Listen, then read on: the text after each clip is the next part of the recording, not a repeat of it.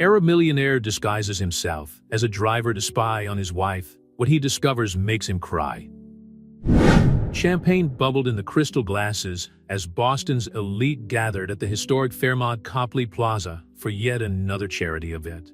Merrick Hawthorne was absent-mindedly adjusting his bow tie, watching the crowd through his gray-green eyes. As CEO of Hawthorne Technologies, his presence was expected at events like this, but his heart was never truly in it. "Merrick, you need to meet someone." The voice of her younger sister, Madison, sounded next to her.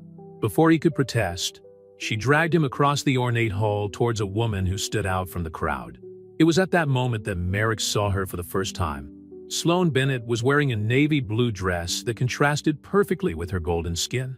Her dark brown hair fell in soft waves over her shoulders, and there was something in her amber eyes that captured him instantly, a mixture of strength and vulnerability that intrigued him. Sloane coordinated social programs for the Harris Foundation, Madison explained, but Merrick barely listened. He was too busy noticing how Sloane held his glass of sparkling water, not champagne, and how his smile, although dazzling, seemed to hold secrets. "It's a pleasure to meet you, Mr. Hawthorne," Sloane said, his voice soft but firm. "Your company has an impressive reputation for social responsibility initiatives." "Please call me Merrick," he replied, realizing that for the first time in years, he was genuinely interested in a conversation at one of these events. The next few hours passed like minutes. He discovered that Sloane had a master's degree in social work from Columbia, loved classical jazz, and had a laugh that made his heart race. She was articulate and passionate when talking about social justice, but had a sharp sense of humor that took him by surprise. Their relationship progressed like a whirlwind. Meetings in quirky cafes on Beacon Hill, walks along the Charles River, evenings watching old movies at the Brattle Theatre in Cambridge. In just 3 months, Merrick was down on one knee at the top of the Prudential Center, with all of Boston glowing below them, asking Sloane to marry him. The wedding was intimate, just family and close friends, at a winery in Napa Valley.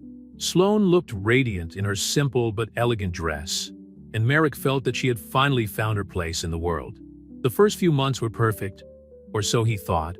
They lived in a restored Victorian house in Brookline, shared lazy breakfasts on the weekends, and made plans for the future. But then subtly things began to change. First there were the phone calls. Sloane started leaving the room to take phone calls, speaking in a low voice. Then the unexplained night outs, just work, darling, and the bank statements showing large sums being transferred to unknown accounts. Merrick tried to ignore the growing feeling that something was wrong.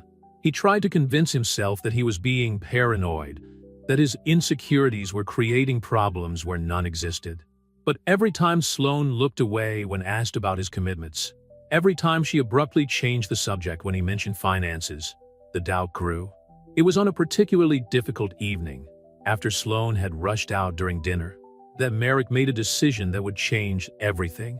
Sitting in his office, absent-mindedly twirling his wedding ring, he made a call to a private investigation agency. "No," he said after a few minutes of conversation. "I have a better idea." Hawthorne Technologies had recently acquired an executive transportation services company. With a few discreet phone calls and arrangements, Merrick created a new identity. Marcus Hayes, private chauffeur. With a well-made wig, brown contact lenses, and a carefully applied fake mustache, he became unrecognizable. "This is crazy," he muttered to his transformed reflection in the mirror. But the alternative, losing Sloane without knowing the truth, seemed even more insane. The plan was simple. Through the transportation company, he would offer himself as a driver to the office where Sloane worked. With luck, he would be able to find out where she went during her mysterious night outs. What Merrick didn't know was that his search for the truth would lead him down a very different path. As he drove through the streets of Boston that first night, his heart heavy with guilt and apprehension, he had no idea that he was about to discover not only the truth about his wife, but also about the true meaning of love and trust. The city was quiet that fall evening, the golden leaves dancing on the sidewalks as he parked in front of Sloane's office. His hands gripped the steering wheel so tightly that his knuckles were white. In a few minutes, his wife would leave the building, and his investigation would officially begin. "Forgive me, Sloane," he whispered to himself. watching the door of the building through the rearview mirror. I hope that one day you'll understand why I'm doing this. What he didn't know was that his discoveries over the next few days would completely change his perspective on love, trust, and the true meaning of partnership. The truth he had been searching for was about to reveal itself, but in a way he could never have imagined. Merrick's first week as Marcus Hayes was an exercise in self-control. Watching Sloane from a distance, pretending to be just another anonymous driver, made his heart squeeze. Through the rearview mirror, he saw her leaving the Harris Foundation office every night, always carrying a worn brown briefcase that he had never noticed before. On the fifth night of surveillance, something different happened. Instead of the usual route home, Sloane asked to be taken to a suburb of Dorchester. The area was not known for its security, and Merrick felt her stomach turn as she got out of the car in front of an apparently abandoned building. "I'm going to need you to wait here," she said, her voice professional and distant with the man she didn't know was her husband. "It could be a few hours." Merrick watched as she typed a code into a discreet panel next to the door. The building, which looked abandoned from the outside, showed signs of life when a soft light came on inside. Sloane disappeared through the door, leaving Merrick with her turbulent thoughts. 2 hours passed. Merrick alternated between checking her phone and observing the movement on the street, which slowed down as the night progressed. That's when he noticed a pattern. Every half hour or so, different cars pulled up in front of the building. Women, some alone, others with sleepy children in their arms, rushed in through the same door Sloane had used. Her heart raced when a dark van parked across the street. A man got out, glancing around nervously before approaching the building. Merrick instinctively reached for the compartment where he kept the gun he was licensed to carry, a habit he had kept up since taking over Hawthorne Technologies. Before he could do anything, the door to the building opened. Sloane appeared, accompanied by 2 women he didn't recognize. Something about her posture was different, stronger, more determined. She stared at the approaching man, and even from a distance, Merrick could feel the tension in the air. "This is a safe space, Mr. Peterson," Sloane's voice cut through the silence of the night. "You don't have permission to be here. If you don't leave immediately, I'll be forced to call the authorities." The man, Peterson, stepped forward, his hands clenched into fists. "You can't stop me from seeing my wife." "Actually, I can. The restraining order she has against you says exactly that." Sloane didn't back down an inch. "And I'm sure your parole officer would be very interested to know that you're violating the terms of your parole." Merrick already had his hand on the car handle, ready to intervene, when Peterson backed away, cursing softly before getting back into his van and speeding off. That night, Merrick didn't sleep. Lying next to Sloane in their king-size bed, he watched his wife's serene face and wondered how many more secrets she carried. The brown briefcase she always carried was in her office downstairs, and the temptation to investigate its contents was almost irresistible. But it was over breakfast the next day that the pieces began to fall into place. While pretending to read the paper, he watched Sloane receive a call that made her turn pale. "I'm coming right away," she said into the phone, her voice tense. "Keep her safe until I arrive." "Emergency at work," she explained quickly, kissing his cheek before leaving. "Don't expect me for lunch." Merrick waited 10 minutes before leaving as well, quickly changing from his business suit into a chauffeur's uniform in the small apartment he had rented as part of his cover. When Sloane left the Harris Foundation building an hour later, he was already waiting. The destination this time was a hospital in Cambridge. Through the rearview mirror, he saw silent tears streaming down his wife's face as she read something on her phone. His fingers instinctively clenched the steering wheel. Every fiber of his being wanted to comfort her, to tell her that he was there, that he could help. But Marcus Hayes, the driver, just kept his eyes on the road. At the hospital, Sloane disappeared for hours. When she finally returned to the car, her eyes were red, but there was a renewed determination in her countenance. She made several calls on the way back, using terms like safe haven and core protection. It was only when she parked in front of her office that Merrick realized she was holding her breath. Sloane hesitated before getting out of the car, as if he wanted to say something. For a terrible moment, he feared that she had recognized him. "Thank you for your discretion," she finally said. "This job sometimes demands more than we'd like to give." Merrick just nodded, unable to trust his own voice. As he watched his wife enter the building, A new understanding began to form in his mind. The secret phone calls, the mysterious exits, the bank transfers. It was all starting to make terrible sense. The question now was, what would he do with this information?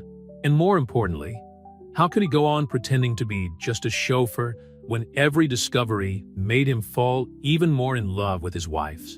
As morning broke over Boston, Merrick was in his private office in the Hawthorne Technologies penthouse, reviewing the notes he had made during his missions as Marcus Hayes. In a week of observation, he had mapped out a pattern in Sloane's activities that intrigued him more and more. Mr. Hawthorne, his assistant Rachel, interrupted his thoughts. "I found the information you requested on the Harris Foundation." Merrick took the folder she offered, his heart racing at the sight of the familiar logo. Over the last few days, in addition to his role as driver, he had started a parallel investigation into Sloane's work. "One more thing." Rachel hesitated at the door. "Your wife called. She said she won't be able to make it to the charity dinner tonight. Something about an emergency at work." Merrick nodded, dismissing Rachel. Of course there would be an emergency. There always was. But now, for the first time, he was beginning to understand the true weight of these emergencies. Leafing through the documents, Merritt discovered that the Harris Foundation had significantly expanded its operations in the last 6 months, coincidentally, since Sloane had started working there. What caught his attention most was a series of recently acquired properties in different Boston neighborhoods, all registered under different names. His phone vibrated, a notification from the tracking app he had installed in the car he used as Marcus. Sloane had requested a ride. He quickly put his documents away and headed for the small apartment where he kept his cover. 20 minutes later, he was parked in front of the foundation building. Sloane got into the car, looking more tired than usual. Her hands were shaking slightly as she held the phone. "To Beth Israel Medical Center, please," she instructed, her voice tense. During the drive, Merrick watched through the rearview mirror as she made several calls. Speaking in codes she was now beginning to decipher. Violet meant an emergency situation. Safe Nest was clearly a reference to the shelters. At the hospital, Sloane disappeared for almost 2 hours.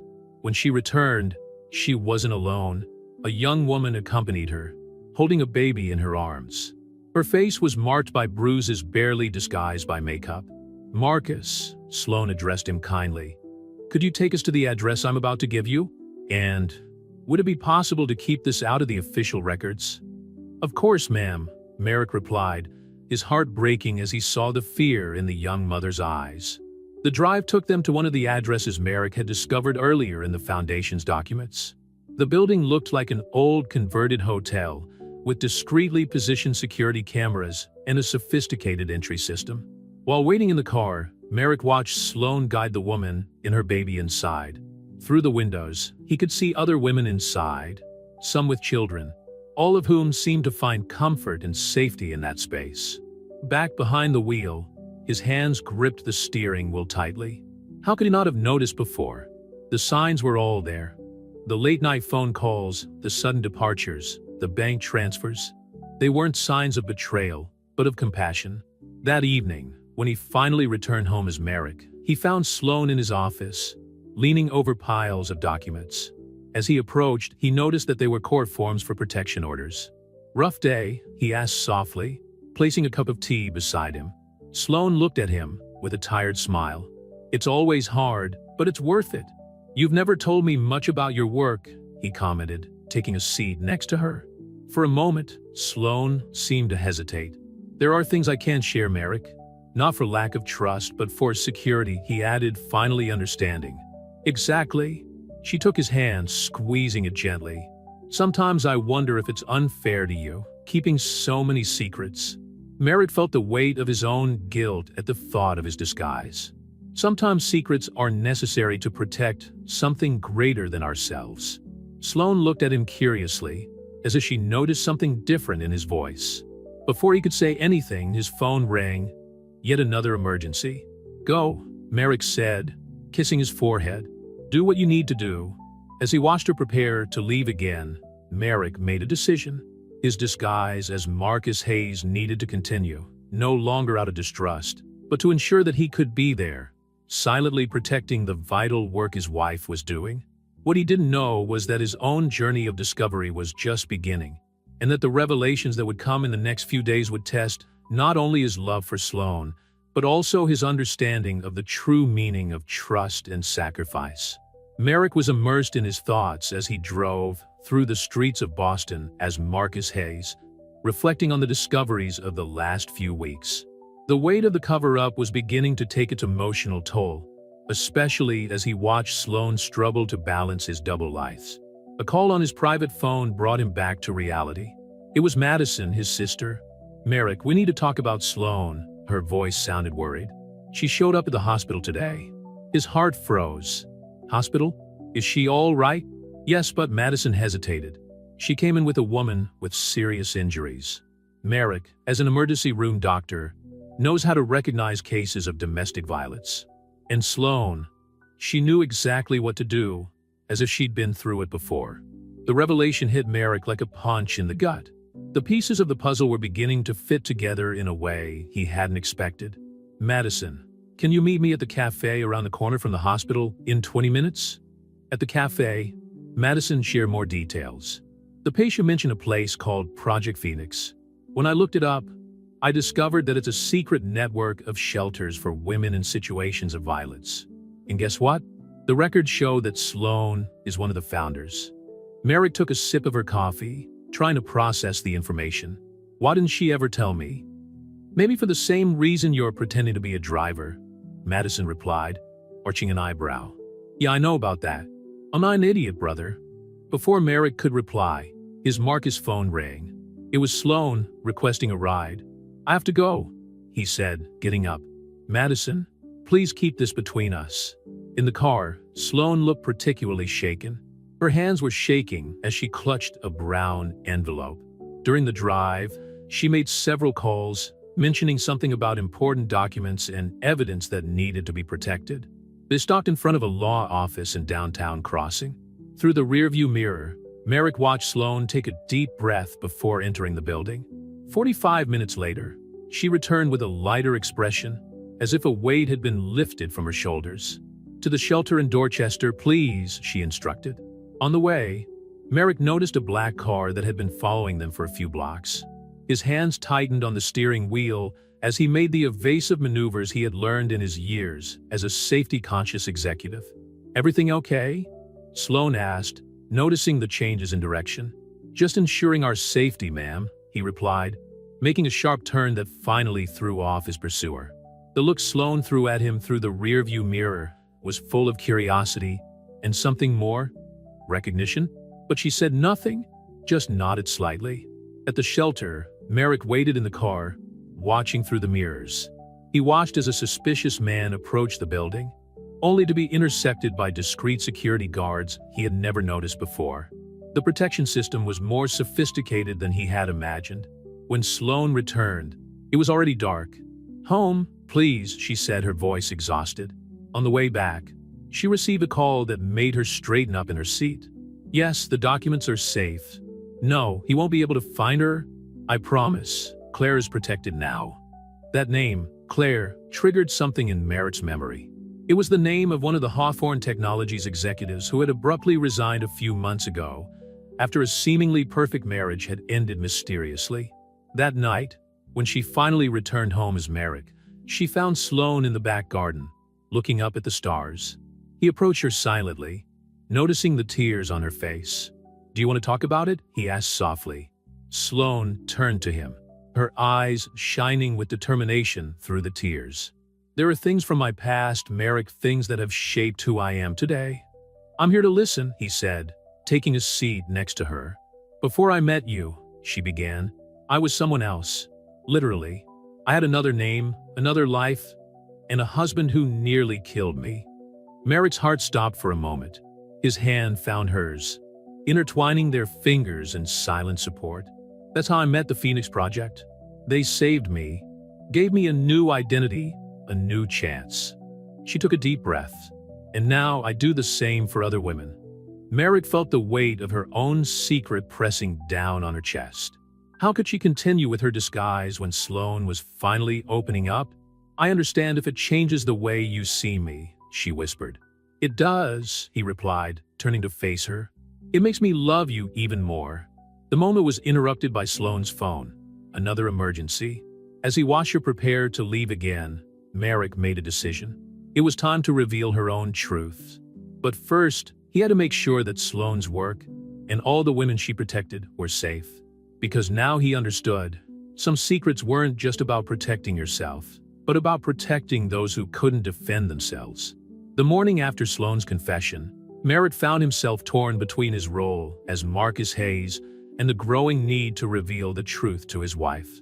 Sitting in his office at Hawthorne Technologies, he reviewed the recordings from the security cameras at the Dorchester shelter, a measure he had secretly implemented to ensure the protection of the women housed there. A notification on his computer caught his attention. Someone was trying to access the Harris Foundation's financial records. With his knowledge of technology, he quickly traced the source of the attempt, a law firm in downtown Boston, the same one that represented several businessmen known for domestic violence cases. His phone rang. It was Madison. "Merrick, you need to come to the hospital now." Her voice was tense. "It's about Sloane." The initial panic was replaced by concern when Madison explained that Sloane was fine, but had brought a woman in critical condition. "There's something else." "We found documents in Catherine Bennett's name." Merrick, I think that was Sloane's real name. As he drove to the hospital, now as himself, Merrick began to put the pieces together. Catherine Bennett. He remembered seeing that name in old headlines about a domestic violence case involving a prominent Chicago executive, James Morrison. At the hospital, he found Sloane, or Catherine, in a private waiting room, her hands stained with the blood of the woman she had brought in. Her face was pale, but determined. "She'll live," Madison informed him, approaching, "but she'll need surgery." "Just like old times, isn't it, Maddie?" Sloane said softly, and Merrick realized that his sister must have known more about his wife's past than she had imagined. "Did you two know each other?" he asked, looking between the two women.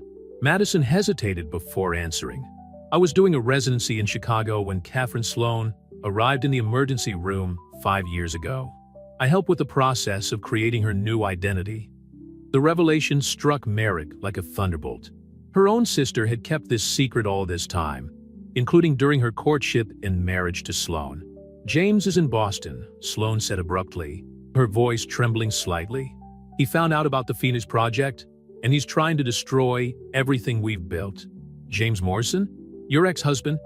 Merrick felt his blood run cold. "He bought the law firm that's trying to access our records," Sloane continued. "If he could get the information on our protégés, he won't," Merrick interrupted, his CEO mind already working on solutions. "Hawthorne Technologies has the best digital security systems in the country." Sloane looked at him with a mixture of gratitude and guilt. "There's so much I need to tell you, Merrick. About who I was, about how I got here. Maybe it's time for all of us to be honest," he replied, thinking of his own secret as Marcus Hayes. At that moment, Sloane's phone rang. It was from the shelter. Another emergency, another woman in need of help. Merrick watched his wife transform back into her professional, determined self. "Go," he said. "But tonight when I get home, we need to talk. About everything." Sloane nodded, kissed him quickly, and left. Merrick knew he'd need to get to the shelter before, like Marcus Hayes, of course. "But first, Madison," he turned to his sister, "I need you to tell me everything about James Morrison." Over the next few hours, while driving to Sloane as Marcus Hayes and coordinating a digital security team to protect the Phoenix Project's records, Merrick reflected on how his life had changed. The man who never believed in true love had not only fallen in love, but was willing to do anything to protect that love and everything it represented. In the evening, while waiting for Sloane to return home, Merrick prepared to reveal his own secret. On the table in his office, he laid out the evidence of his actions: security photos, GPS records, his wig, and Marcus Hayes' false documents. Next to it, he placed an envelope containing documents that would prove that Hawthorne Technologies was now the largest anonymous donor to Project Phoenix. The sound of keys in the door announced Sloane's arrival. It was truth time, literally. What Merrick didn't know was that his wife was also arriving with revelations of her own, and that the evening would only be the beginning of a much bigger battle to come. "Merrick," Sloane's voice echoed through the house. "We need to talk." He took a deep breath, preparing himself for the moment that would change everything. "I'm at the office," he replied, his voice steady despite his nervousness. Their real story was just beginning. The tension was palpable in the office when Sloan entered, his hesitant steps breaking the silence. Merrick remained seated behind his desk, the objects that revealed his identity as Marcus Hayes arranged methodically in front of him. The moment he had been dreading had arrived. "We need to talk about James Morrison," Sloan began, but stopped abruptly when he noticed the items on the table. Her eyes fixed on the wig and contact lenses, and Merrick could see the exact moment when comprehension hit her face. "Marcus," she whispered, her voice trembling. "All this time?" "Sloan, I can explain." Merrick stood up, but she held up her hand, asking for silence. "How many times?" she asked, her eyes now shining with a mixture of hurt and anger. "How many times have you watched me, followed me, pretended to be someone else?" "Ever since I noticed the changes in your behavior," he admitted. "The secret phone calls, the night outs, the bank transfers. You thought I was cheating on you," she added, a bitter laugh escaping her lips. "Meanwhile, you were the one living a lie." "It's not that simple," Merrick tried to get closer. "What started out as mistrust turned into something different. I've seen the work you do. I've seen how you help these women. And that justifies lying?" Sloan interrupted, but her voice was more tired than angry. She dropped it to a nearby armchair. "You know what's ironic? I came here tonight to tell you everything. About Catherine Bennett, about James, about the danger we're in." Merrick sat down next to her. "Madison told me about Chicago." "No, she told you what the medical records show," Sloan corrected. "But there's a lot more." She took a deep breath before continuing. "James wasn't just violent, he was methodical. He documented everything, every blow, every threat. He said it was his insurance in case I tried to leave him." Merrick felt his stomach turn. As CEO, he knew James Morrison by reputation, a brilliant but ruthless executive. Now he understood the true meaning of that description. "When I finally managed to escape, I took with me evidence of his crimes. Not just against me, but against other women. Female employees, partners' wives," Sloan continued. "That's how the Phoenix Project began. Using this information, we raised funds from powerful people who didn't want to be exposed. We created a safety net. And now he's found out," Merrick concluded. "Yes, he's using the law firm as a front to trace our records. If he can get access to the information of the women we protect." She didn't need to finish her sentence. Merrick stood up and walked over to her desk. She picked up the envelope she had prepared. "Hawthorne Technologies is now your largest donor. Our digital security systems are the best in the country. James won't be able to touch any records." Sloan took the envelope, his hands shaking slightly. "Why?" "Because I love you," he replied simply.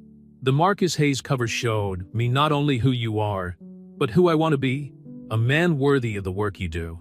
Before Sloan could reply, his phone rang. It was from the shelter in Dorchester. Her expression changed instantly as she listened to the message. "James is there," she said, getting up hastily. "He's found Claire." "I'm not letting you go alone," Merrick declared, grabbing her keys. "I can't risk him seeing you," Sloan argued. "If he finds out who you are, the whole system we've set up." "Then Marcus Hayes will take you," he replied, reaching for his wig. "But Merrick Hawthorne will make sure that James Morrison never hurts anyone again." In the car, while driving through the dark streets of Boston, Merrick watched Sloan through the rearview mirror. She was making quick calls, mobilizing a protection network he had never imagined existed. Lawyers, policemen, doctors, all ready to act on her command. "Why didn't you ever tell me?" he asked softly.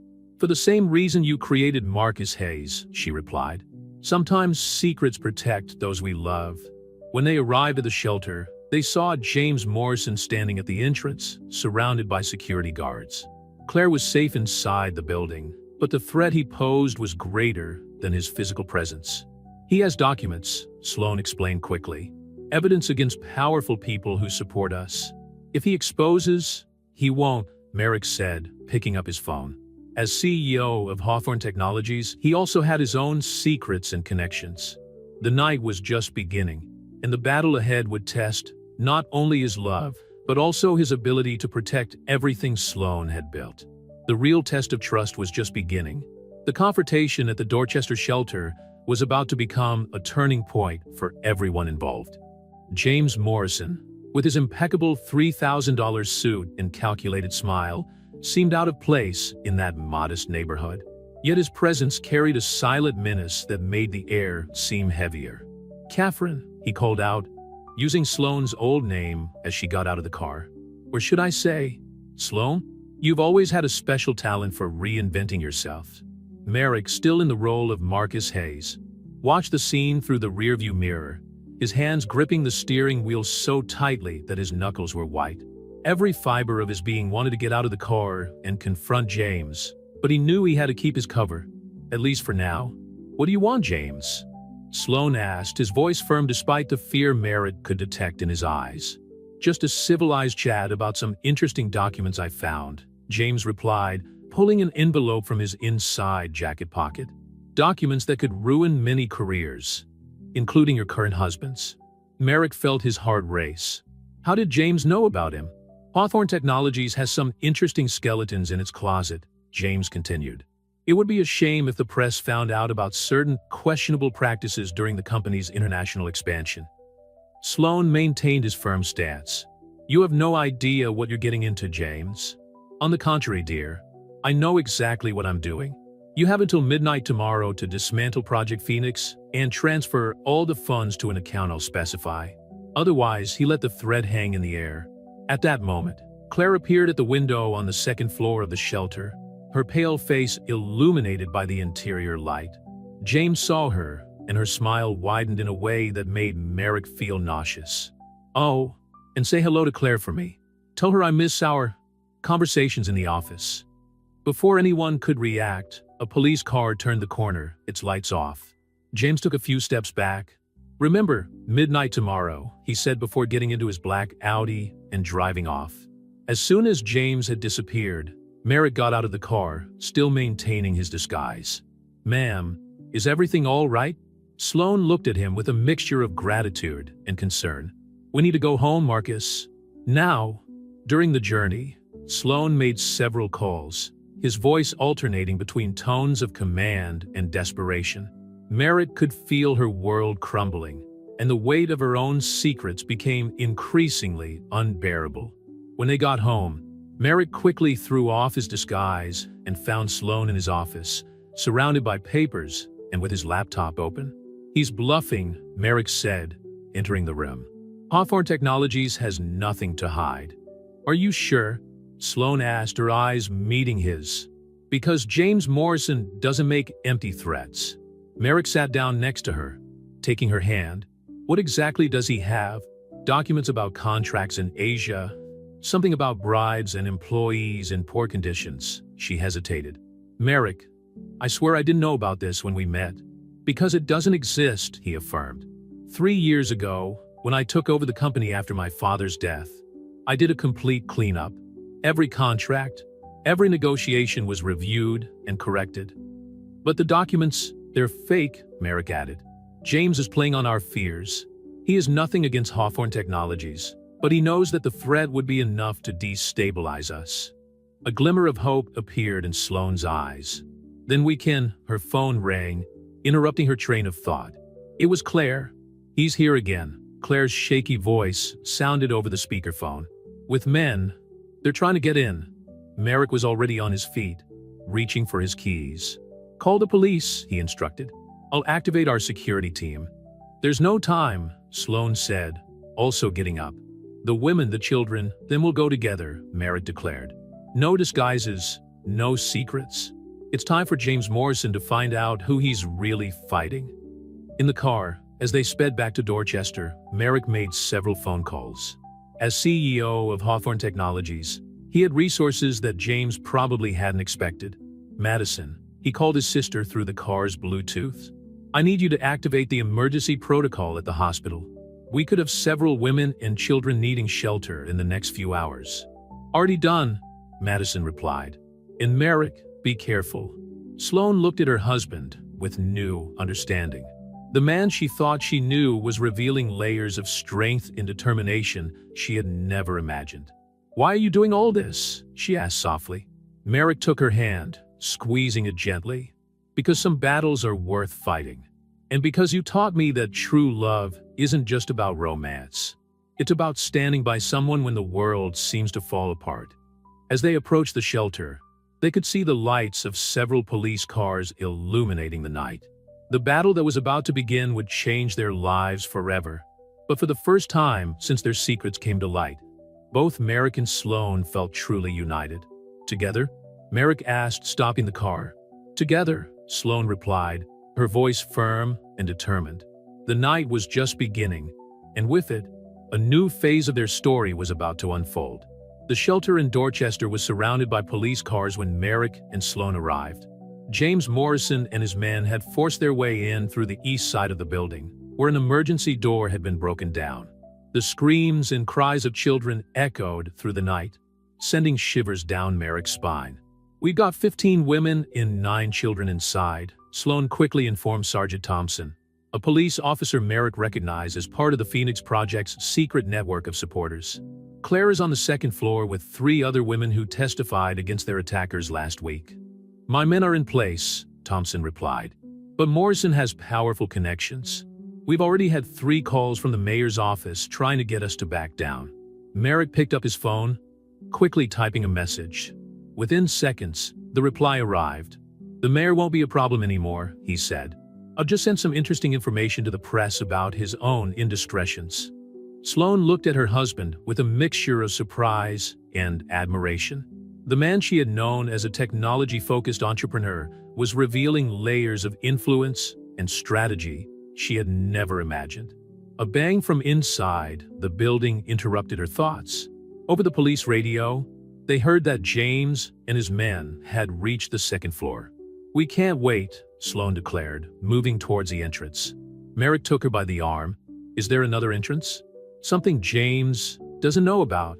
"The basement," she replied after a moment's hesitation. "We built a tunnel that connects to the abandoned building next door. It's our emergency escape route." "Thompson," Merrick called to the sergeant, "keep your men in front. Make James think we're about to break in. Meanwhile, we're going in through the back." The plan unfolded quickly. While the sirens and lights of the vehicles created a distraction in front of the building, Merrick and Sloane, accompanied by 2 plainclothes policemen, moved silently through the damp basement. "Why didn't you ever tell me about the tunnel?" Merrick whispered as they advanced.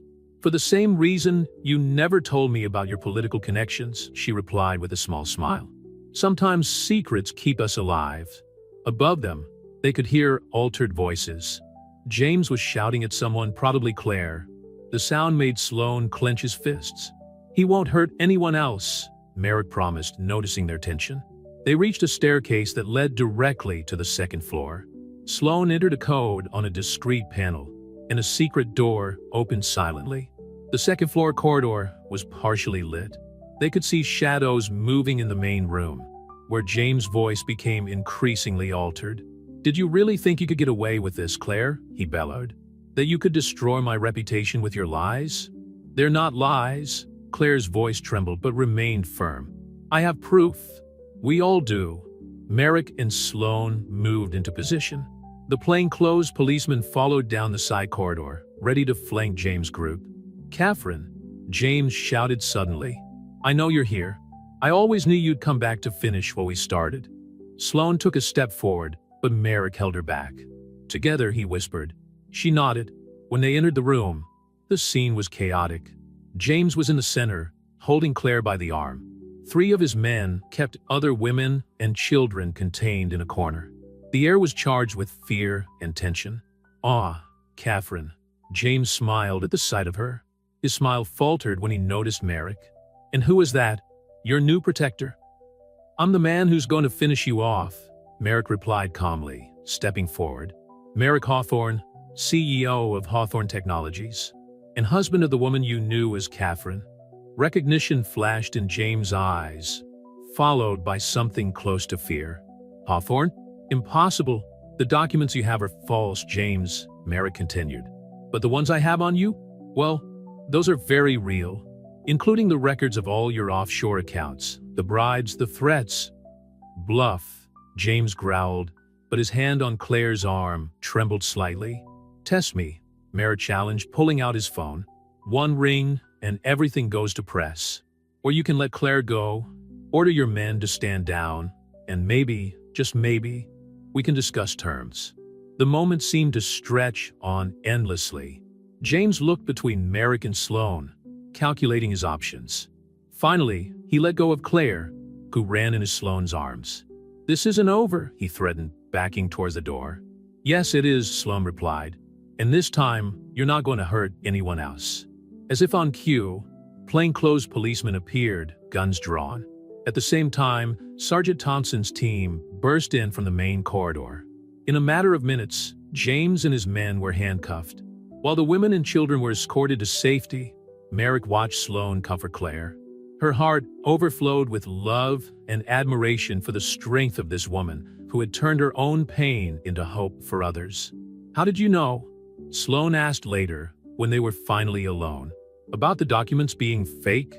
Because I've known James Morrison longer than you think," Merrick replied. "He tried to buy Hawthorne Technologies years ago. When I refused, he started investigating our company. That's how I found out about his history of violence. So when we met at the benefit, I already knew who you were, Catherine Bennett. Or at least, I knew your story. What I didn't expect was to fall completely in love with the incredible woman you've become." Sloane hugged him, silent tears streaming down her face. "No more secrets? No more secrets," he promised, kissing her forehead. "Except maybe one." "Which one?" "Madison's pregnant, and she wants us to be the godparents."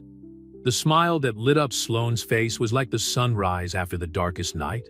The battle was over, but his journey had only just begun. The morning after the confrontation with James Morrison, Hawthorne Technologies headquarters was buzzing with unusual activity. Merrick had called an extraordinary board meeting to present his newest initiative, the creation of the Hawthorne Foundation for Protection and Empowerment. "The initial funds will come directly from my personal capital," he explained to the executives gathered in the 40th floor conference room. $10 million to start, with a commitment of another $50 million over the next 5 years. Sloane watched from the back row, her heart bursting with pride. Dressed in an elegant navy blue suit, she was no longer just the CEO's wife. She was the foundation's new executive director. "But gentlemen," Merrick continued, her voice firm, "this is just the beginning.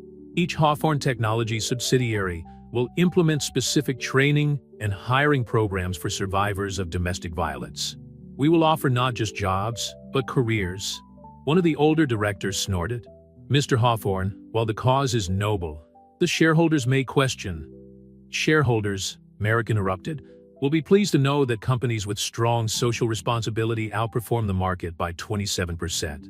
Besides," he paused significantly, "after the James Morrison story breaks in the media tomorrow, our proactive stance on this cause will be more than welcome." After the meeting, as they walked down the corridor towards Merrick's office, Madison caught up with them, her 4-month belly already beginning to show under her medical coat. "Claire is fine," she reported. "The hospital approved her hiring as social work coordinator in the emergency room. She starts next week." Sloane hugged her sister-in-law, tears of joy in her eyes. "Thank you, Maddie, for everything." "Actually," Madison smiled, "I have one more piece of news. The hospital board has approved the creation of a specialized ward for victims of violence, and they want you to lead the implementation project." Sloane. Merritt's phone rang. It was Sergeant Thompson. "Morrison is speaking," he reported. Apparently, he found he had more to lose by keeping quiet. "We've already got enough confessions to keep him locked up for a long time." That night, at his house in Brookline, Merrick found Sloane in the back garden, gazing at the stars as he had done so many times before. But there was something different in his gaze, a peace he had never seen before. "Penny for your thoughts?" he asked, taking his seat next to her. "I was thinking about Catherine Bennett," she replied softly. "How she died scared and alone in that hospital in Chicago, and how Sloane Hawthorne was born from the ashes of that tragedy." Merrick took her hand, intertwining his fingers with hers. Catherine didn't die alone. She had Madison by her side. And Sloane, well, she'll never be alone again. "You know what's funny?" She turned to face him. "When we met at that benefit, I was planning to leave Boston. The Phoenix Project was facing financial difficulties, and Chicago seemed to be calling me back to settle scores with my past. And now, Now I realize that sometimes we need to go back in order to move forward. But not alone. She smiled. By the way, Marcus Hayes is going to miss driving for me. Merrick laughed. Well, he can make special appearances from time to time. I hear the new executive director of the Hawthorne Foundation sometimes needs a discreet driver. The sound of footsteps on the balcony interrupted them. It was Rachel, Merrick's assistant, carrying a briefcase. Sorry to interrupt, she said, but I thought you might like to see this. The first candidates for the training program have already started applying. Sloane opened the folder, her hands shaking slightly as she read the profiles. Women of all ages and backgrounds, each with their own story of survival, each looking for a second chance. 50 applications on the first day alone, Rachel continued. And the hospital has already received over 100 calls about the new program. See?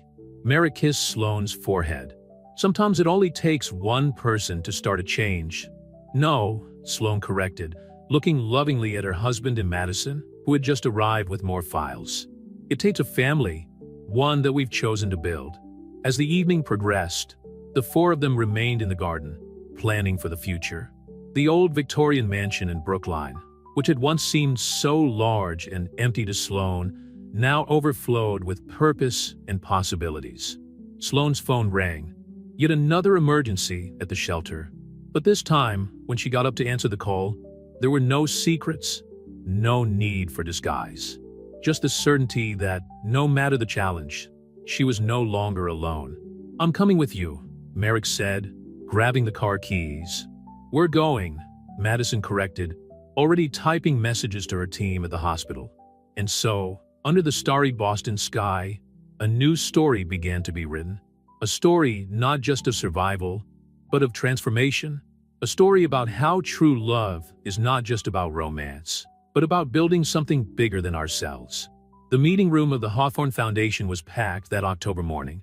A month after her confrontation with James Morrison, Sloane looked on with pride at the 20 women who made up the first class of the professional training program. Each of them carried a story of overcoming that echoed her own journey. When you walk through those doors, Sloane began her speech, you will not be defined by your past. Here, you're professionals in training, future leaders, women who have chosen to rewrite their stories. Among the participants, Claire stood out. Now coordinator of the hospital's social assistance program, she had become a symbol of hope for the others. Her gaze, once fearful, now shone with determination. Hawthorne Technologies isn't just offering jobs, Merrick added, entering the room. We're building careers, futures. Each of you will have a mentor, access to continuing education, and, most importantly, a support network. Madison, who had arrived discreetly, watched the scene with tears in her eyes. Her pregnancy was now more evident, and she unconsciously stroked her belly as she listened to her brother speak. The presentation was interrupted by Rachel, who rushed in with a tablet in her hands. Mr. Hawthorne, we need you. The press are here. Outside the building, a small crowd of reporters gathered. The James Morrison story had broken that morning, and with it, revelations about a network of corporate abuse that stretched across several prestigious companies. Mr. Hawthorne, a CNN reporter chimed in. How do you respond to the allegations that the foundation is just a marketing ploy? Merrick was about to answer when Sloane stepped forward. Let me tell you a story, she said, her voice firm. 5 years ago, a woman called Catherine Bennett died in a hospital in Chicago. Or so the world believed. In fact, she was reborn, turned her pain into purpose, and stands before you today as Sloane Hawthorne. A stunned silence overtook the crowd. Cameras clicked frantically as Sloane continued her narrative. The Hawthorne Foundation is not about marketing. It's about transformation.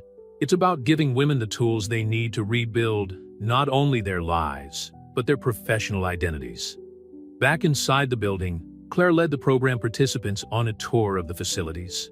The old corporate floor had been transformed into a modern training center with classrooms, technology labs, and even a nursery.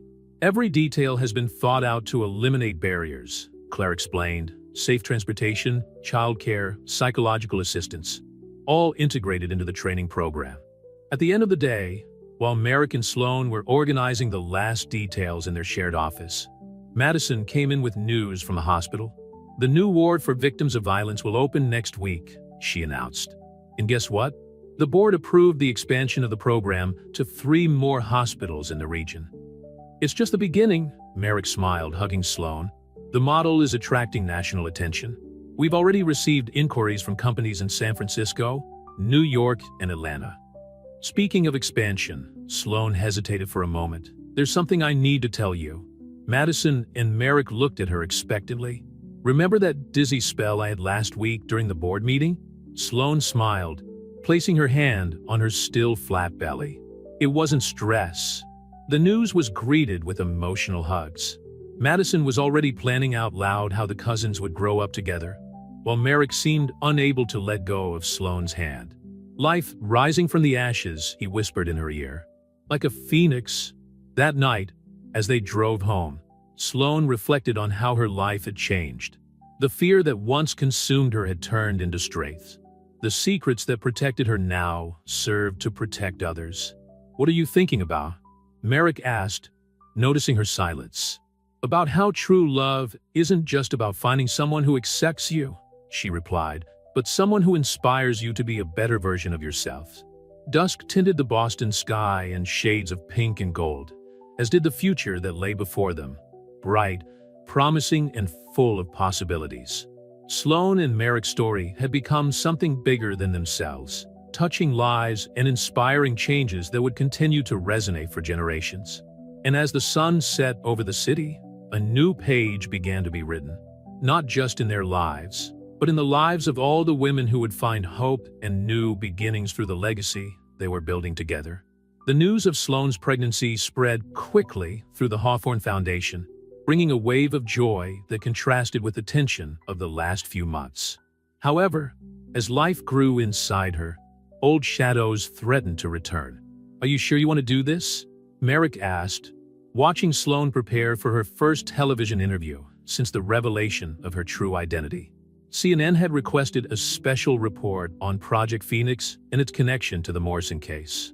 We need to tell our story, Merrick, she replied, adjusting the navy blue blazer that disguised her small 3-month belly. Other Catherines need to know that there is hope. The makeshift studio at the foundation was packed with equipment and people.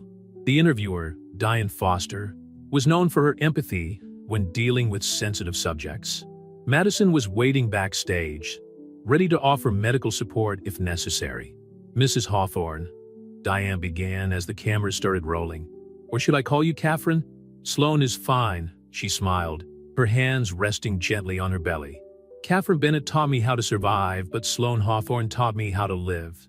The interview flowed naturally, touching on the transformation of the Phoenix Project into the Hawthorne Foundation and the impact on the lives of the participants.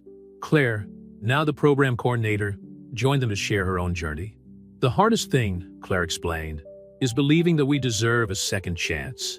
The foundation not only offers us professional opportunities, but helps us rebuild our self-esteem. While the interview was taking place, Merrick received an urgent message on his phone.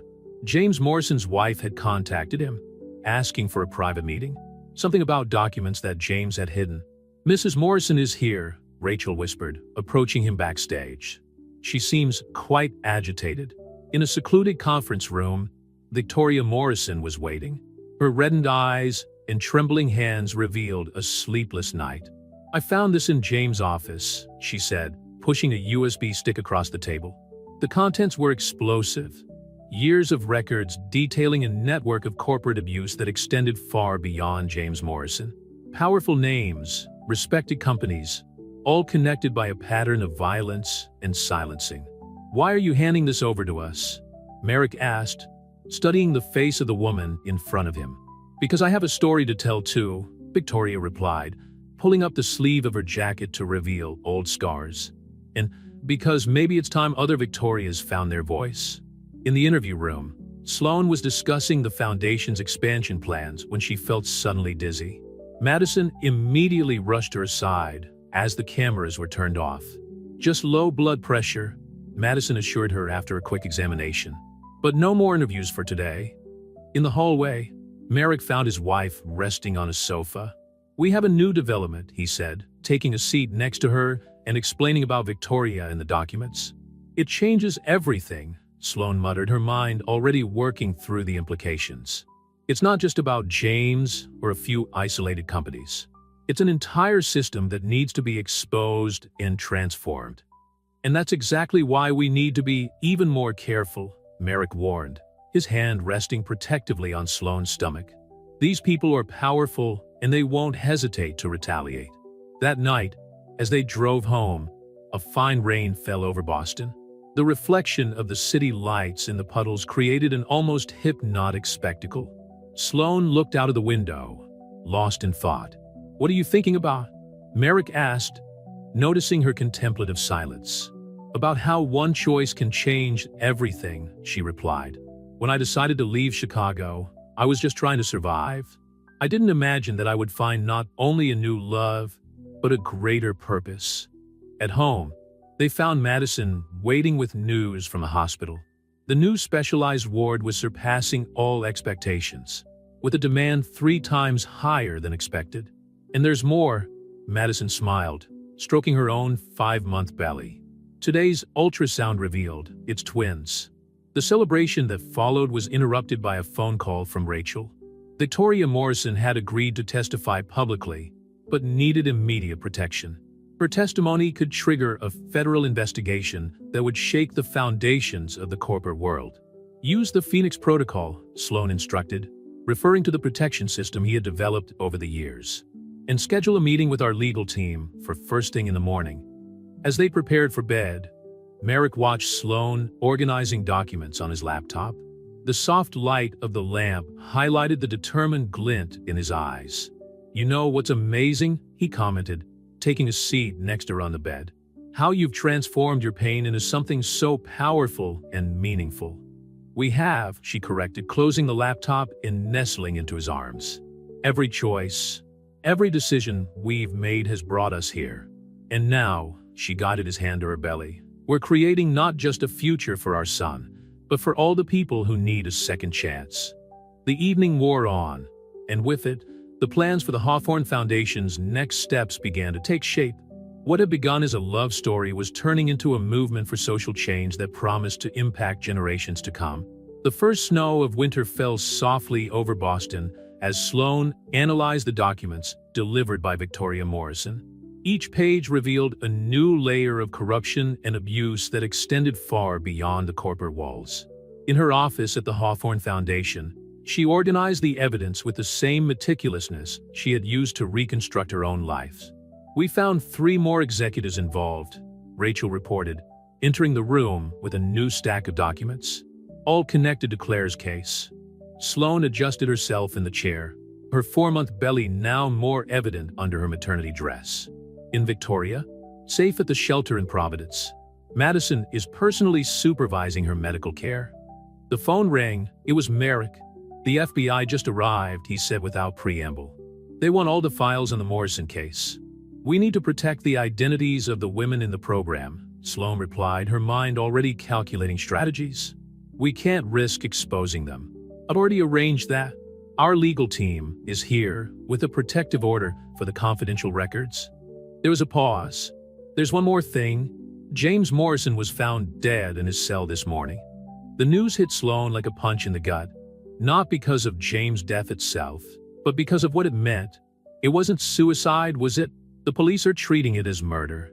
Someone wanted to silence him before he could make a deal with the prosecutors. A knock on the door interrupted the conversation. Claire entered, her face pale. "I've just received a threat," she said, showing her phone. "They know about the deposition I'm giving next week." Sloane immediately activated the emergency protocol they had developed. Within minutes, a security team was on its way to transfer Claire to a secure location. "I'm not going to hide anymore," Claire declared, her voice firm despite the fear visible in her eyes. "If we retreat now, everything we've built will have been for nothing." At that moment, Madison rushed into the room, one hand shielding her advanced belly. "Victoria is ready to talk. She has names, dates, documents, everything." The next few hours were a whirlwind of activity. While FBI agents scoured corporate records, Sloane and her team worked tirelessly to protect the network of survivors they had built. "It's like a game of chess," Merrick commented during a brief dinner break in his office. Every move has to be calculated. Except we're not just playing with pieces, Sloan replied, massaging his sore back. We're dealing with real lives. A shout from the corridor interrupted their conversation.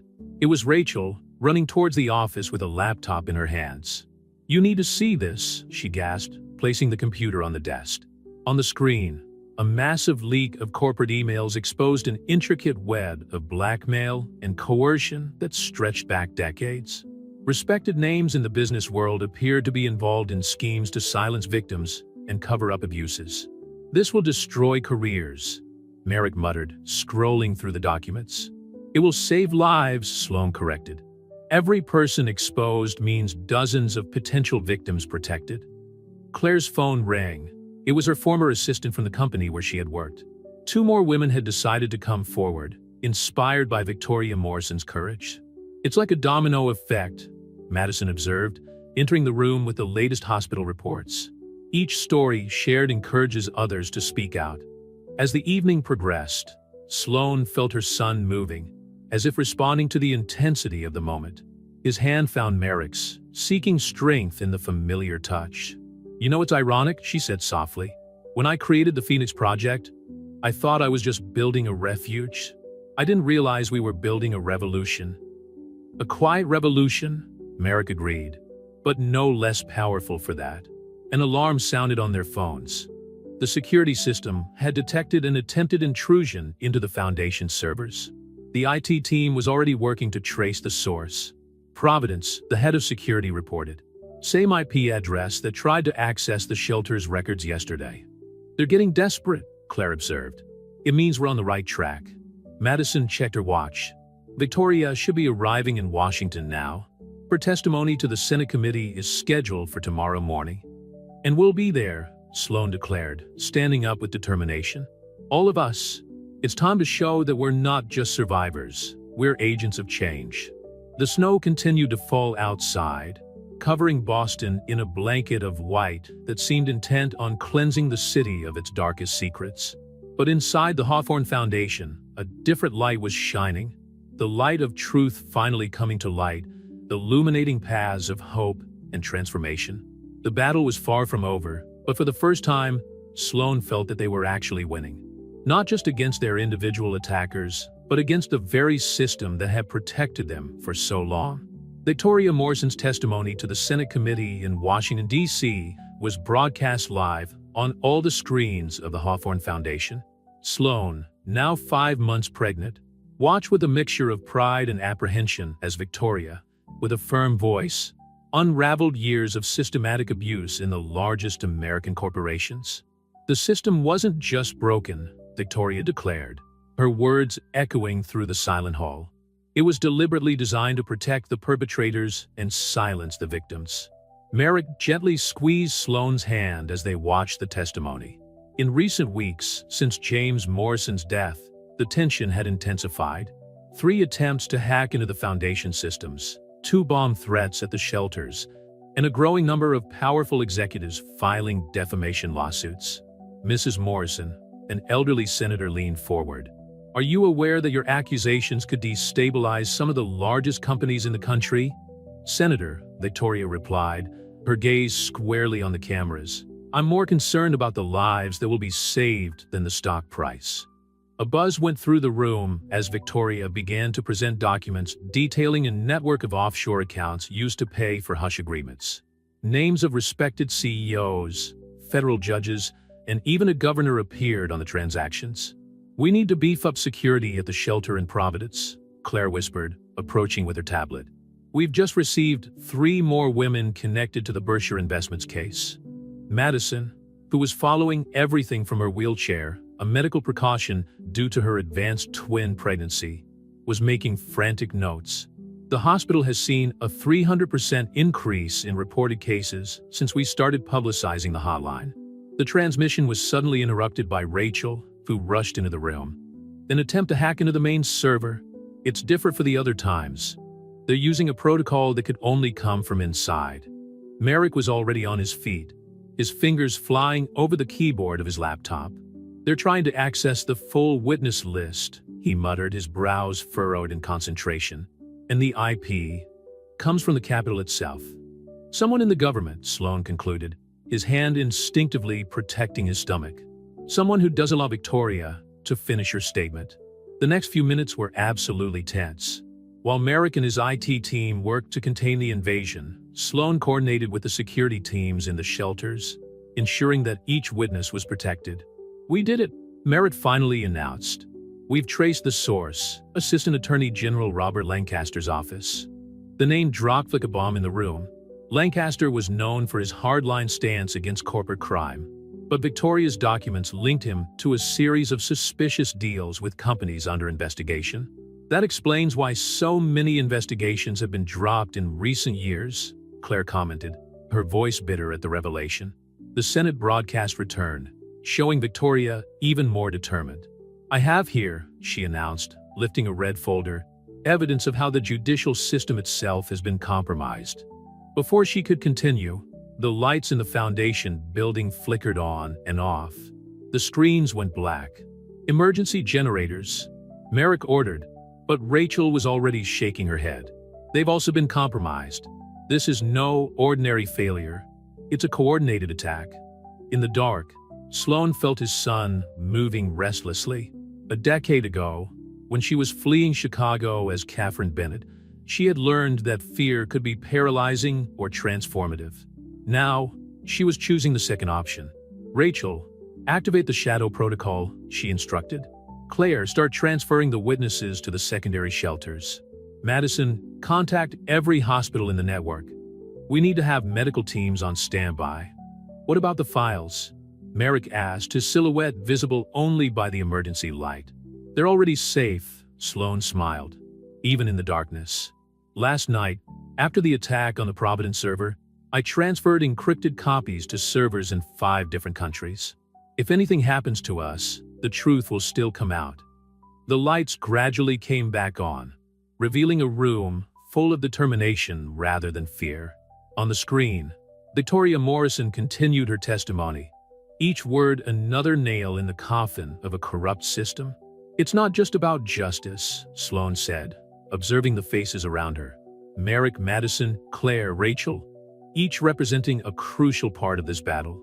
"It's about turning trauma into purpose, fear into strength." A movement at the door caught her attention. FBI agents entered orderly, led by an agent Sloan recognized from the early days of Project Phoenix. "We've just arrested Lancaster," the agent announced, "and we have search orders for 12 more addresses." That's just the beginning. As night fell over Boston, Sloan reflected on how a single choice, the decision not to remain silent, could trigger a wave of change. The baby in her womb stirred again, as if agreeing that the future would be different. "Is everything all right?" Merrick asked, noticing her thoughtful expression. "Better than fine," she replied, entwining her fingers with his. "We're writing a new chapter, not just for us, but for everyone who comes after." The birth of Madison's twins coincided with the first public hearing of the Senate Special Committee on Corporate Abuse. As her sister brought 2 new lives into the world, Merrick watched Sloan, now 7 months pregnant, give her own testimony via video conference from Beth Israel Hospital. "My name was Catherine Bennett," she began, her clear, firm voice echoing through the hospital room where they had improvised a studio. "And my story is just one of thousands that the system has tried to silence." In the next bed, Madison held her newborn babies, Lucas and Lily, while Claire coordinated the live broadcast of the testimony to all Hawthorne Foundation units across the country. In the last 2 months since Victoria Morrison's testimony, the support network had expanded to 12 states. "The real change," Sloan continued, a hand resting protectively on her belly, "is not just in the laws we need to create, but in the culture we need to transform. Every woman who finds her voice inspires others to do the same." Merritt's phone vibrated. It was Rachel with updates on the FBI operation. Lancaster had made a plea bargain, exposing an even larger network of corruption that stretched all the way to Wall Street. 3 CEOs of Fortune 500 companies had resigned just that morning. Mrs. Hawthorne, a senator, interrupted the testimony. There are allegations that the foundation is using inside information to pressure companies. How do you respond to that? Senator, Sloan smiled. That smile Merrick knew well, the one that preceded an inconvenient truth. We don't need to pressure anyone. The truth has its own weight. Every document in our archives represents a life affected, a story that deserves to be heard. A movement at the bedroom door caught everyone's attention. Victoria Morrison entered silently, carrying a blue folder. Her scars, both physical and emotional, seemed less pronounced now, as if the act of telling the truth had started its own healing process. "I just got this from the prosecutor's office," she whispered to Merrick. "3 more executives have agreed to cooperate." The domino effect Sloan predicted is happening. On the screen, Sloan continued her testimony, detailing how Project Phoenix had evolved from the need of a single survivor to a national network of support and transformation. Each word carried the weight of a decade of struggles, losses, and, finally, victories. "The Hawthorne Foundation is not just a refuge," she explained. "It's a turning point. We offer not only protection, but tools for rebuilding. Every woman who walks through our doors finds not just safety, but purpose." Claire, who had taken over the foundation's operational management, showed the latest figures on her tablet. More than 300 women had found new careers through the training program. Another 200 were in training, and requests for help were growing exponentially. "The most important thing," Sloan concluded her testimony, "is to understand that this is not a battle between genders or a crusade against the corporate world. It's a fight for human dignity, for the right of every person to live without fear." When the broadcast ended, a respectful silence hung over the room. Madison, cradling her twins, was the first to speak. "You know what's amazing? These children will be born into a different world from the one we know. A world where silence is no longer the only option." Victoria moved closer to the window, watching the city outside. "James never understood," she said softly. "True power doesn't come from the fear we inspire, but from the change we provoke." Merrick helped Sloan up from the chair where she had given her testimony, noticing how she unconsciously stroked her belly. "How's her little warrior?" he asked. Agitated, she smiled, as if he knows he's taking part in something important. At that moment, Rachel rushed into the room, her eyes shining with excitement. "You have to see this." She turned on the television, where all the major news networks were covering the mass resignations at the country's largest corporations. "It's only the beginning," Claire observed. "Each new revelation brings more women seeking help, more stories coming to light. And we'll be ready," Sloan affirmed. "Each shelter, each training program, each new foundation unit. They are beacons of hope for those who need to find their way back to the light." As the sun set over Boston, casting golden shadows through the hospital windows, Merrick watched her expanded family. Madison with her twins, Claire with her plans for the foundation's future, Victoria with her newfound strength, and Sloan, carrying not only her son, but the weight and honor of leading a silent revolution. "You know what I think sometimes?" Sloan said, nestling into Merrick's arms. "About how it all started with a disguise. You as Marcus Hayes, me as Sloan Bennett. And now, look at us, finally living our most authentic truths. And building a legacy," Merrick added, kissing her forehead. The future loomed before them, no longer as a dark threat, but as a promise of transformation. The Hawthorne Foundation had become more than a refuge. It was a movement, a declaration that love, when combined with courage and truth, could change not only individual lives, but the very fabric of society. And so, as night fell over the city, a new story began, not just for Merrick and Sloan, but for every person who dared to believe that their past did not define their future, that their voice deserved to be heard, that their truth had power. The undercover driver and the fleeing survivor had found not only each other, but a purpose greater than themselves. And in that discovery, they had paved a path for others to follow, a path of healing, hope, and lasting transformation.